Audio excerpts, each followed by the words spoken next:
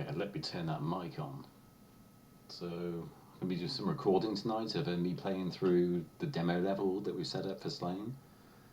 I'm going to be drinking some wine and drinking some beer along the way, just to see how it goes, and how you can play Slain as well drunk. But you got to respect the Slain a bit, because if you mess with it, it will fuck you up.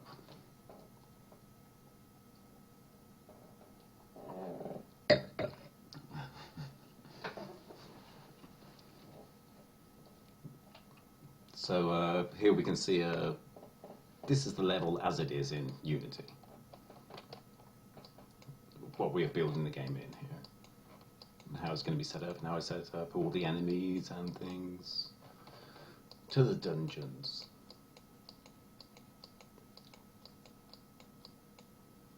If you have any questions along the way, feel free to ask, and I'll try and answer them as best as I can.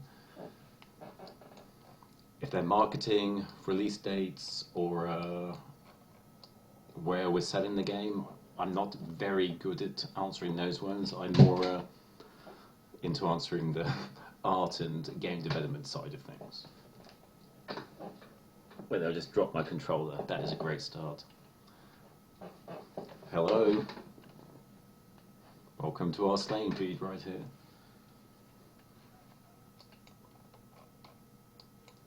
Now I'm kind of really enjoying the game at the moment. It's got to this place where I'm really enjoying the combat and the combat puzzles of it. I know we're using this combat puzzles a lot in the press recently, but I'd like to go over what that actually means, as opposed to it's not just combat and puzzles. I set up the game in such a fashion that you have to kind of really think about your moves. It's not a hack and slash. You can't just mash through it, even though there are sections of it you can mash through, which I love doing as well because it feels good. And you'll see me mashing down a bunch of witches and stuff in here in a bit.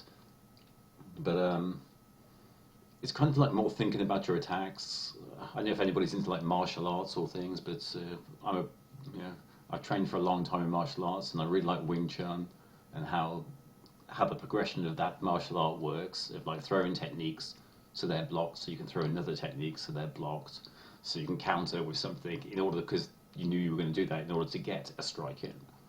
So Slain is kind of fashioned around that mentality of you've got to think about as chess and those games are as well. Thinking a few moves ahead. If you kind of forget where you are in the space of the level, you're probably going to get killed, run into a trap, or trigger something that you didn't want to happen. Oh yes, I love I love martial arts. I've been training for since I was 10 years old in lots of different styles. I wouldn't say I was a great fighter. I do love all the dedication and technique, and I think it really helps actually my animation and things from as being an animator. Martial arts has really helped me tell the difference between a foot placed this way and a foot placed that way. Can make all the difference to your balance. So I'd like to think that comes across in the animation as well, that I'm trying to get across in the game. Okay, so that should be a beer break. Done the wine.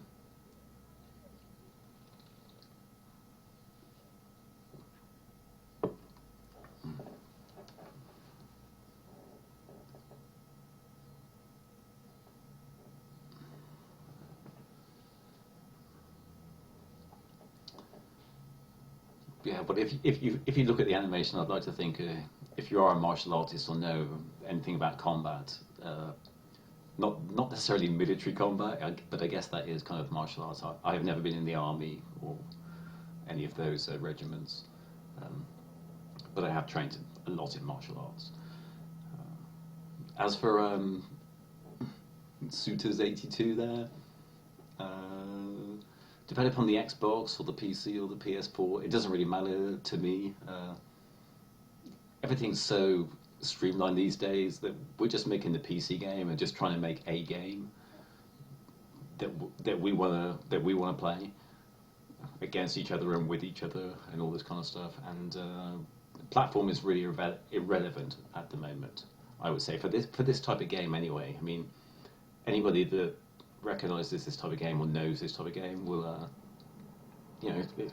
platform is kind of irrelevant for it, just because of the fact that it exists. It can be played on anything. Maybe besides, I'm not really a huge mobile game, like phone game fan. I mean, I don't play games on my phone, so I have no interest in making them whatsoever. We don't currently code on stream, but Asa will probably like to do something like that later on. Yeah, so yeah, Unity is definitely designed for cross-platform development, but when we think about cross-platform development, we're not going to be just porting the game across to other platforms. We're going to try and make it, work on its indigenous platform, basically, well, wherever it's going to live, let's say. So when it comes out on the Wii U, we're going to utilize like the different screens and all that kind of stuff. PlayStation 4 stuff, that it looks so good on there, and it looks so good on the Xbox as well. So I mean, and it does feel good with I play on the PC with a controller in my hand. Having that controller in your hand is really good. The kind of keyboard, playing on the keyboard makes it a little bit old school as well. I mean, that's how I played a lot of these games back in the day. Yes, it's written in C.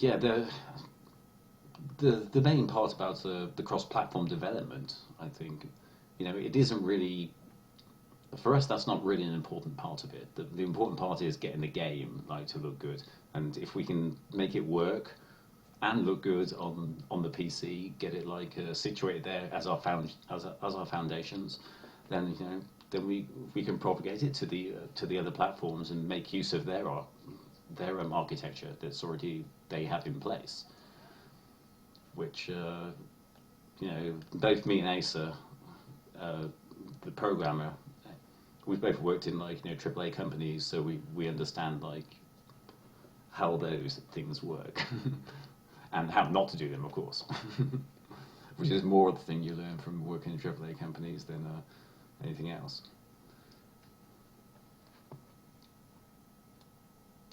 Okay, wine time then. This will get me extremely drunk for playing the game. And once again, slaying is, you got to have your focus in that game. There's going to be a bunch of jumps you will miss, and you got to get into them. And once you get into bad slaying just keeps going. You got to put the controller down, walk away, and go do something else, like play WoW or Diablo or something. Which both of those games I love as well. I'd like to point out. I wasn't dissing on those games because I play a lot of Diablo and a lot of World of Warcraft. But not so much World of Warcraft these days. But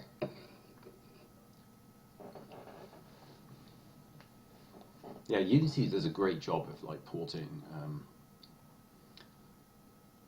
Porting making one game and then being able to access it on every platform. But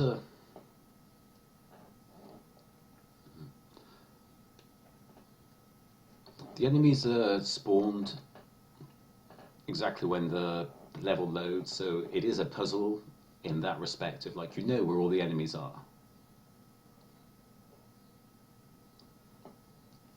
Nagasawa, if that's how you say your name, I think so, maybe. Yes, I've never checked out. I've never been a great big fan of Final Fantasy. I played once Final Fantasy X, locked in a room for 2 weeks when I moved to some place, and it was pretty awesome. I did love playing it.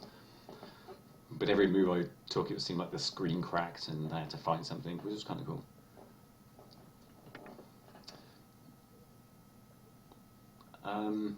They they patrol off screen. So when you hit them, you never know what part of their patrol they're in, basically. And as for the music with the game, yeah, I'm pretty heavily involved with the music of the game. Me and Kurt, definitely, who's doing the music for the game. We kind of like talk to each other and make sure that the music's going good, and then all the rest of the business takes place outside of that.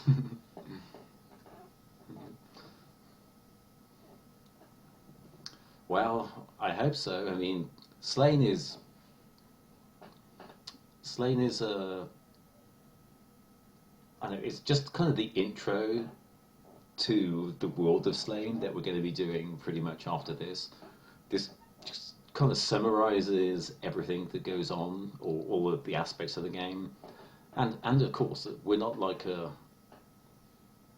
when we move on to Slain 2, which we're already designing, of course. Um, we'll maybe change genres. Maybe we'll make it like an FPS Quake style, like this. See. I'm a huge Quake fan, so I'd like to make something a little bit more competitive. Yeah, so this is like just an intro uh, to the world of Slain. There's a bunch of twists in it that you'll get at the end of the game that I can't really tell you about now, obviously, because I want you guys to like play it and check it out, see what you think.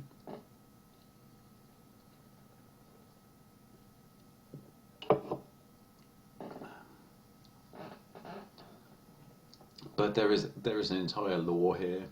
Like this is like I was just saying, basically the introduction to Slain, cliff notes or whatever you like to call them. It will show well, I think I'm going to be talking about that. Good. Let's get on to the game.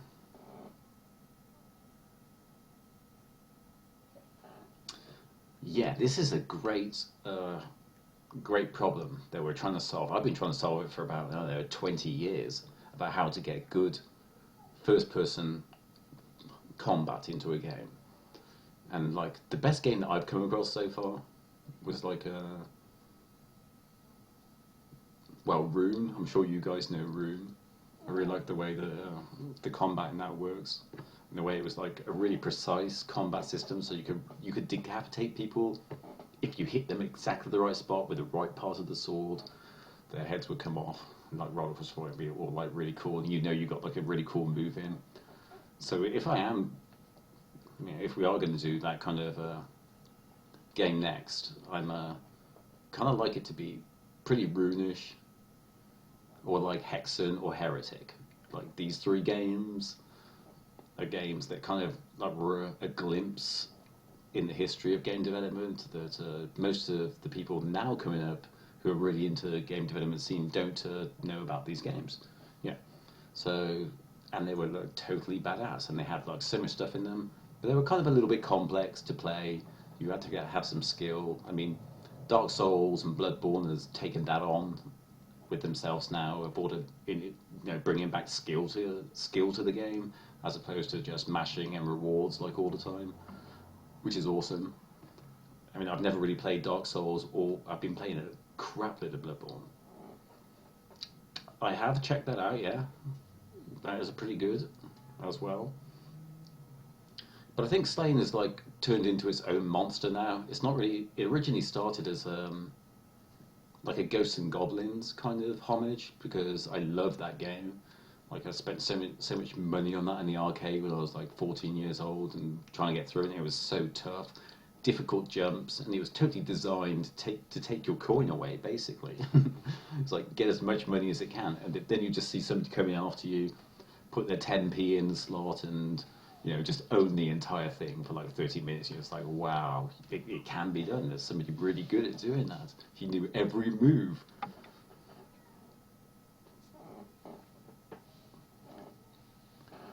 Chronicles of Riddick was really good, I have to admit. Like it was one of the first games that really kind of utilized like normal maps and stuff for me as well. It like made a good use of them. Like Doom came out straight after that. Like Chronicles of Riddick like beat them to the punch a little bit, but Doom just owned it. Doom 3, I mean. So yeah.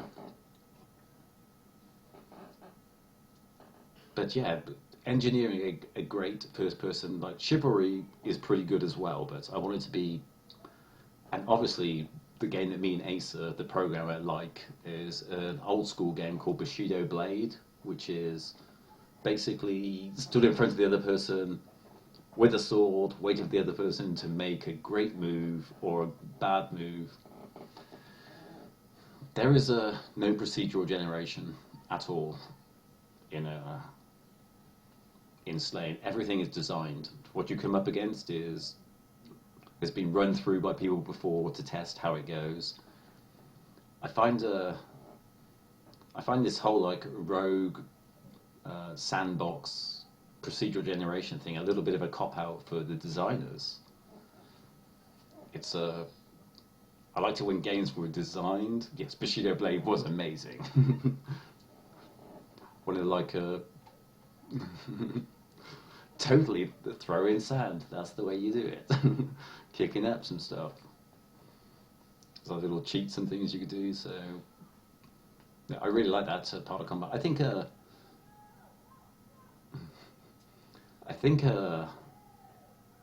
yeah, Bloodborne does. It gives me a little bit of a Bushido Blade feeling when I'm PvPing in Bloodborne, like that standoff, the honor that you have before you attack, and all that kind of stuff. It's kind of cool. So yeah, I'd really love to make a Slain 2 more like that. Kind of who knows?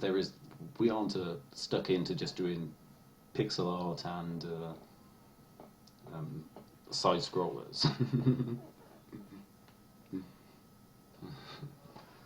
Yeah, totally about the cop out of doing all these things. I like designed games. Somebody runs through it, that you have a rule set in place, and if you break the rules, you get punished for it. But there are ways you could break the rules if you know how to break the rules. I find these kind of elements in games don't exist that much anymore, just because it's all this sandbox. Let the player find his game within the game. And I'm just, no, let's, us as game makers, make the game and let the player play the game. If they want to find their own game, fine. Yeah, there is no Bushido Blade. There is only Bushido Blade. And if I try to rip that off or like make another game version of Bushido Blade, I would only be doing Bushido Blade Dishonor, basically.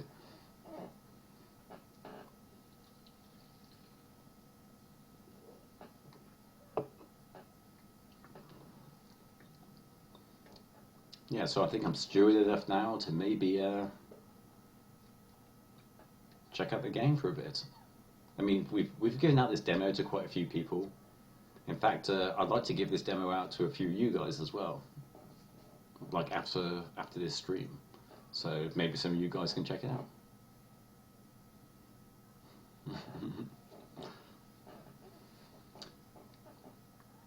Well, this is the problem with these open world games. Is there is so much content to be made. You have to make everything available for everybody to see all the time. So much energy is like wasted on things that people never see. So like the one thing I very much focus on in Slain is specifying or focusing on things people are going to see and not focusing on things that people aren't going to see, not wasting any time in development on things that people aren't going to see. They're just glimpses of animation at the side of the screen. But that's how that shit works. So Slain is kind of, if you look at each frame of it or look at the animation of the sprites, like each one of them looks kind of crappy, but together as an animation, I think they look good. And that is the point of the animation. Not spending the time detailing each frame in order to look better when it's just like gone in a second. The point about doing animation is making the animation look good, not each frame. So I think games get a little bit lost these days within that. So everybody's trying to make stuff look good, and the game's getting left by the wayside. So when people see Slain, I think that they look at it and go, well, that's pretty, it's probably made by an artist. and it's probably going to be great, but the gameplay is probably going to be shit, just because of the fact that so much effort has gone into the gameplay, gone into the art, sorry. So the immediate response to that is like resources have gone into the art, but the art is easy. I don't mean to be arrogant about doing the art, but that is just like a walk in the park. That is what I do. Like cranking out that stuff, like day after day, hour after hour, is like just enjoyment, and I love doing it. But it's not as enjoyable as putting it in the game and making the game awesome, which is the end goal,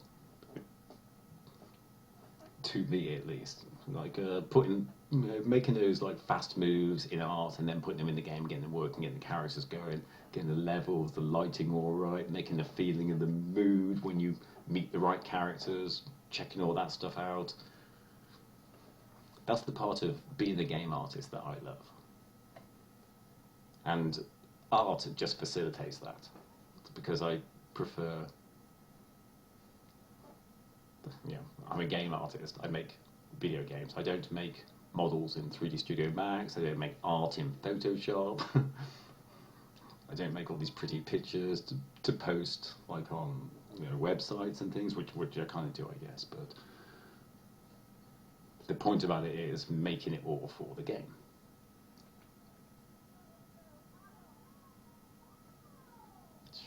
I can build a level right now with all its content in about a day, easily. But building the artwork for it is kind of easy. Like I was just saying, putting it all together, making it work, making the jumps right, making the combats. All these people like started into plays, all the puzzle combat stuff.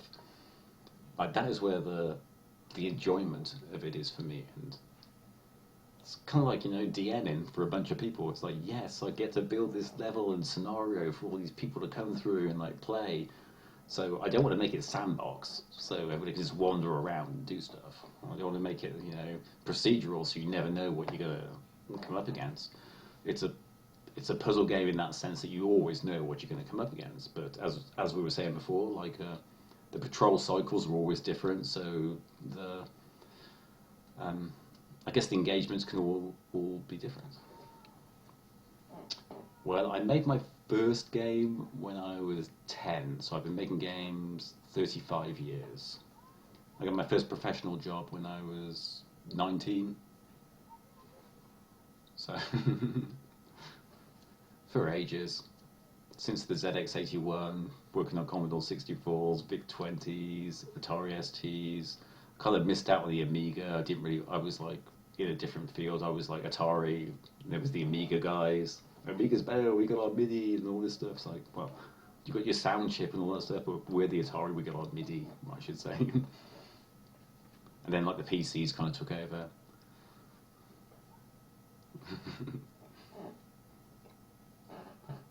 Yeah, so I'm in no rush.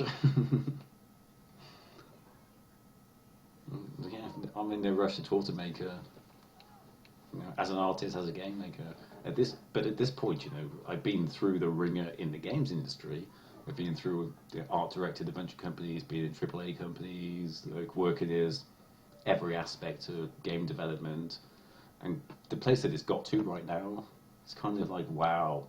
They just look like dinosaurs, like staggering around, unable to move and adapt to like the games that people want now. Just pushing graphics, and I think mostly doing it the wrong way. Because making video games is all about tricks, magic, illusion. If you want to like build a world and put a sun in the sky to shine down on the fucking world, you don't actually build a world and put a sun in the sky and have all that energy and processing power wasted and beaming all these beams of light down to the world. No, you trick all that stuff. Save the CPU power for something important, like maybe the gameplay.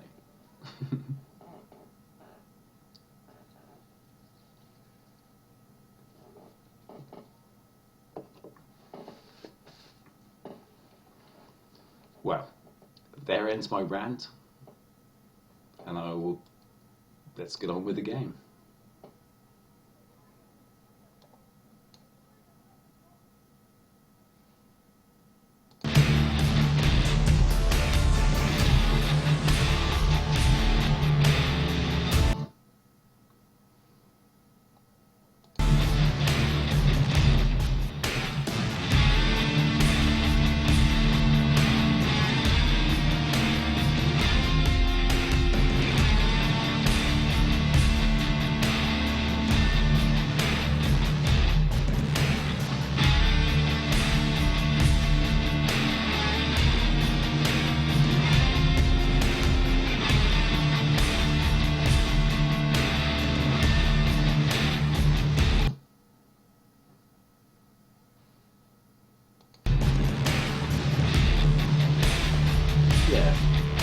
realism has its place, as do simulations have their place.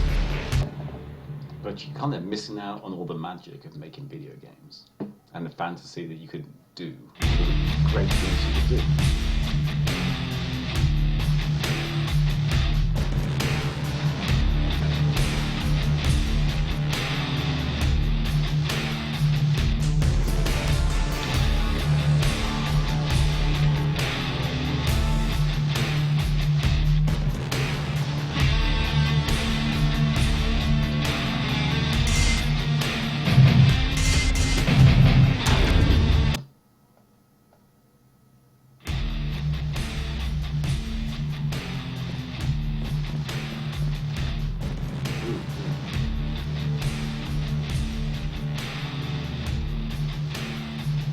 Okay, I'm just going to like forward through a few checkpoints here.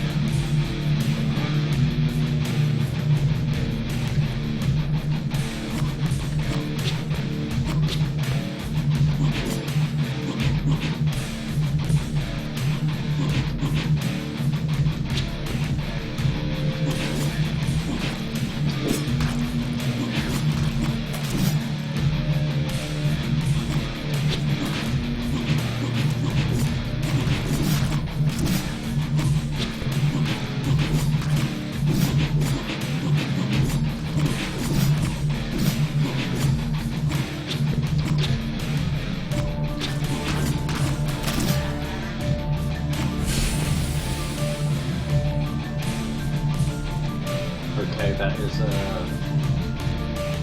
oh, mine's still working. Okay. That's like the first part of it to the witches. It's now a fire sword. Fire sword is really powerful against witches, but other weapons aren't very good against witches. But this one's pretty good.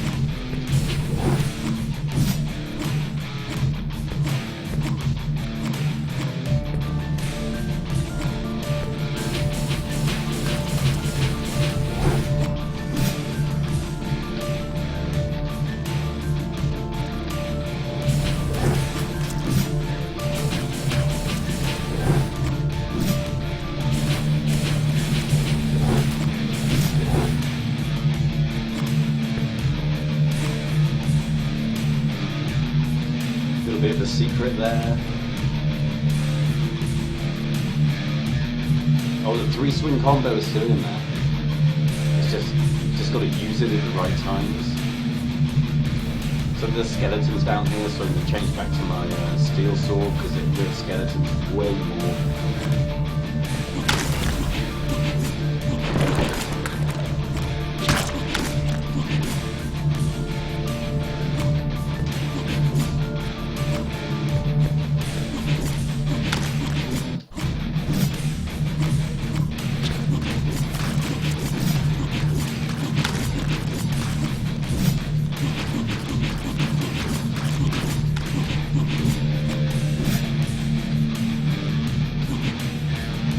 There's tentacle things. I would say about 70% of the levels are playable at the moment. You can play like through them all.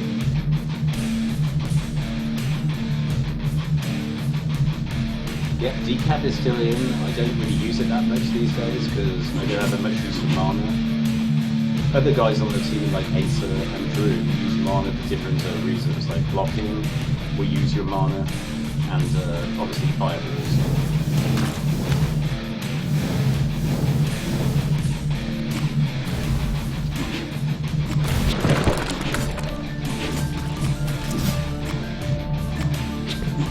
So I'm going to die here, because I'm not using the fire sword.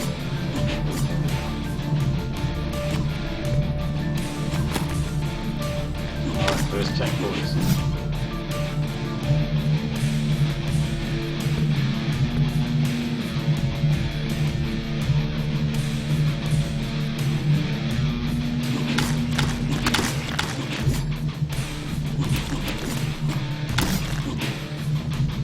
trick here of bombing the next round.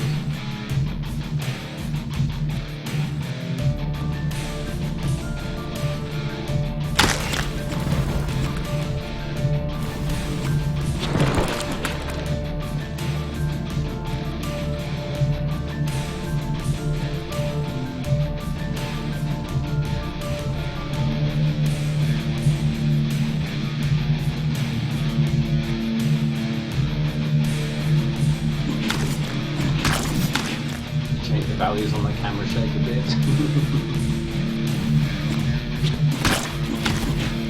Oops.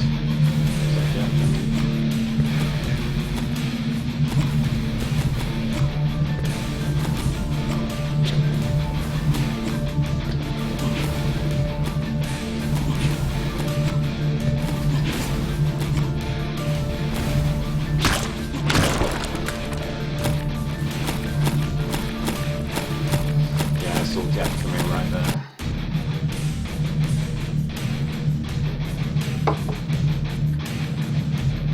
I reached that skeleton control at the wrong place. So now I have to go through this part of the level with no mana.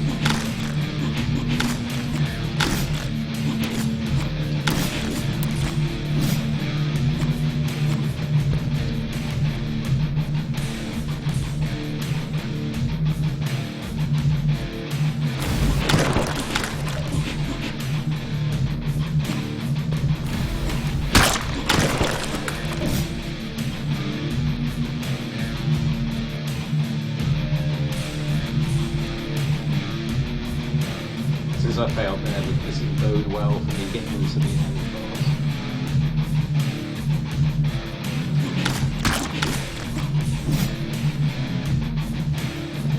These are some of our traps, of course. When you see red and a bunch of blood around stuff, you don't want to get near that. It's only a pressure plate on there, so.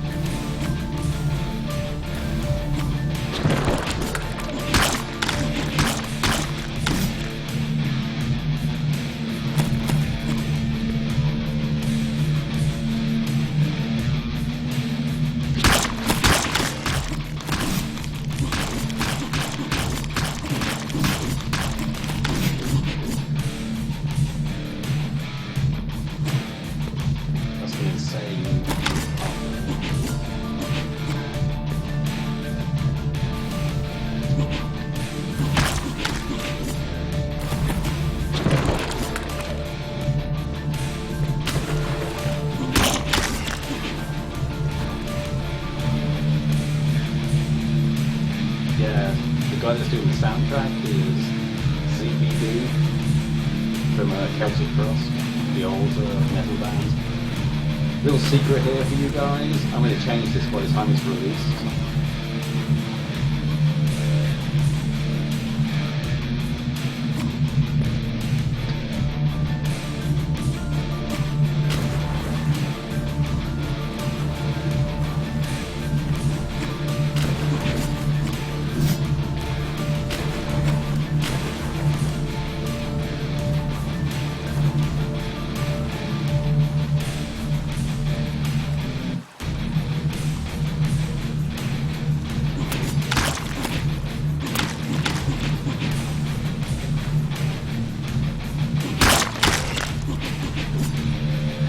The lock-in room. You get killed in there if you're not good.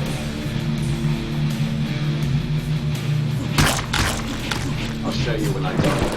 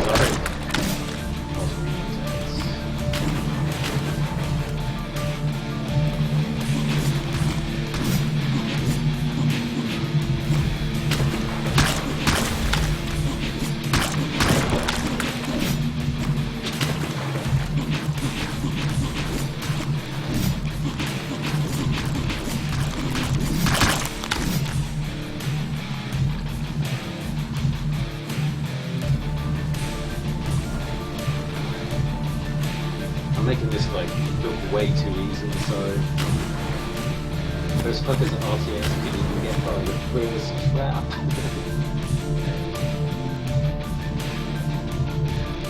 Alright, that's what we're doing.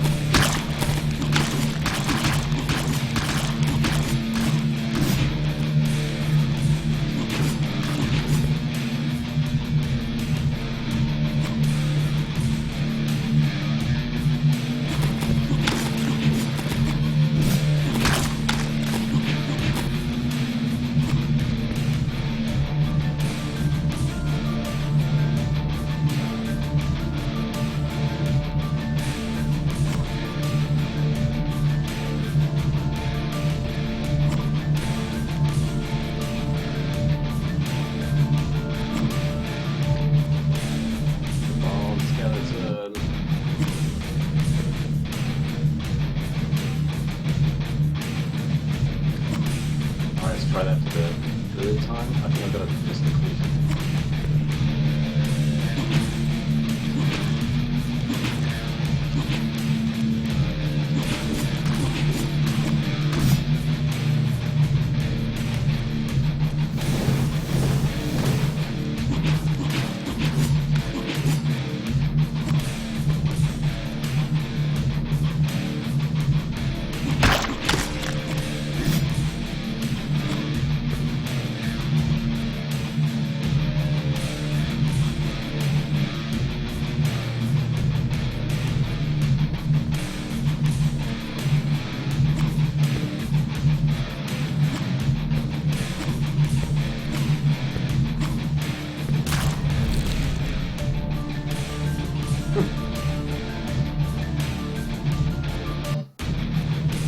Just for the hell of it.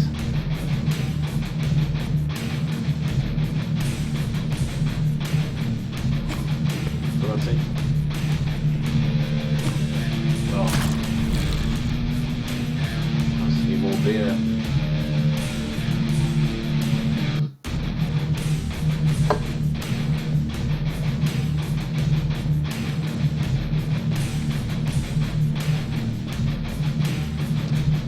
Yeah, actually our new artist on the game did that move.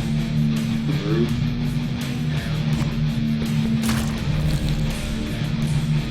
Yeah, obviously more wine.